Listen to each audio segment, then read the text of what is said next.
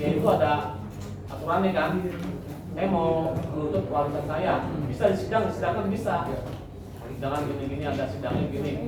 Untuk hak atas tidak nggak apa-apa. Tapi kalau nikah secara negara cuma agama doang, emang dalam agama ada tuntutannya ya. Kalau cowok atau laki-laki itu lebih besar daripada istrinya. Tapi kalau dalam negara itu udah jelas aturannya harus dicatat. Gitu. Ya. Jadi harus dua-duanya sah, sasaran agama, sasaran negara. Ya. Kalau serah siri emang bisa juga sah juga, cuman kan nggak sih. Nggak, kalau secara agama nggak ada masalah, sah. Cuman masalahnya kan nantinya kelanjutannya bagaimana? Kan nikah untuk selamanya kan, bukan hanya sehari 2 hari, hanya sebulan 2 bulan, setahun 2 tahun. Ya itu juga nanti masuk ke niatnya, sah tidaknya. Kan ada orang yang hanya siri aja, niatnya hanya sementara, niat itu harus haram hukumnya kan. Ada begitu kan, yang saya mau nikah tapi mau secara negara, secara agama aja, emang sah, cuman niatnya kan beda. Niatnya kan kita niatkan maksud apa nih, untuk ibadah selamanya. Ya itu bagus, tapi yang niat yang beda, niatnya nikah supaya sah aja, supaya nggak zina. Ya saya nikah, tapi hanya secara agama, negara enggak. Ya itu kan dalam peraturannya niat begitu ya tetap nggak sah. Ya kan? Ya. Jadi nikah itu jangan buat main-main. Ya, nikah benar-benar. Terutama kepala kaum wanita ya. Takut ada godaan-godaan atau kemudian udah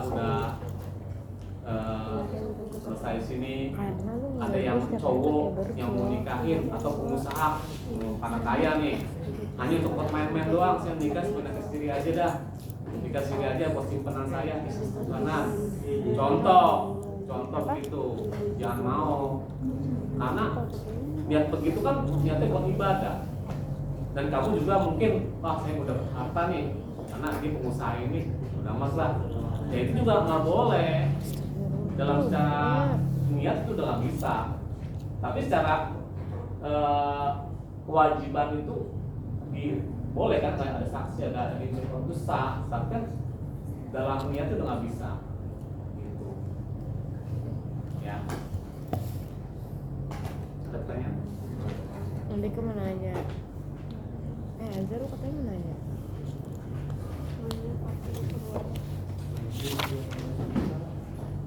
Hikmah masih 15 ya? Jam berapa sekarang?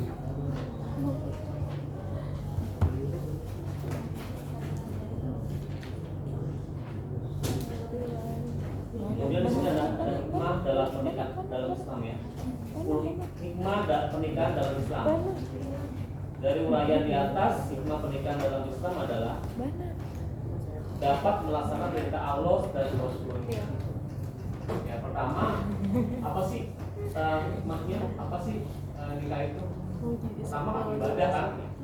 Tujuannya apa? Bukan untuk senang, untuk enak nih nikah nih.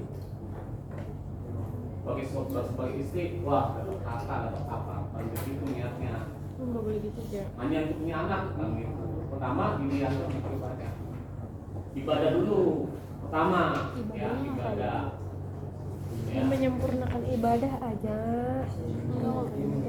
Karena kalau niat untuk ibadah pasti sana udah dimudahkan udah pasti. Kalau niatnya beda untuk harta, untuk lain-lain lah. Kalau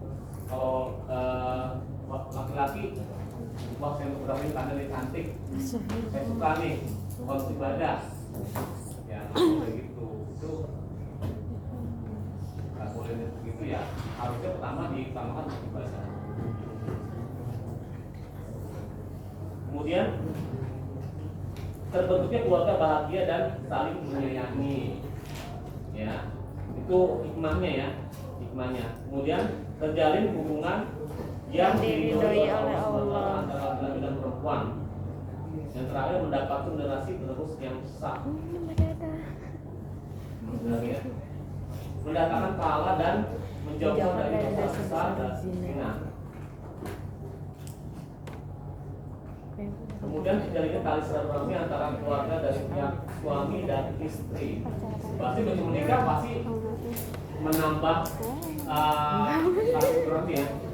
Pasti menambah keluarga, menambah banyak saudara, ya baik saudara dari pihak istri, dari pihak suami.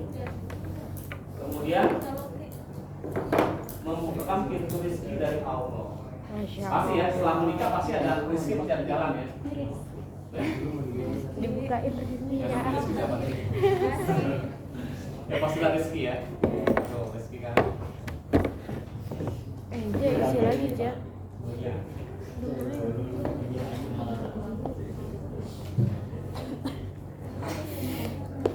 Sampai sini udah jelas? Nikah. Jadi ya. Terus setelah ini apa yang kamu tarik dari bacaan ini dari masalah mulai pengertian nikah, dalil-dalilnya, tujuannya, hukum, syarat, rujuk, apa yang bisa kita ambil?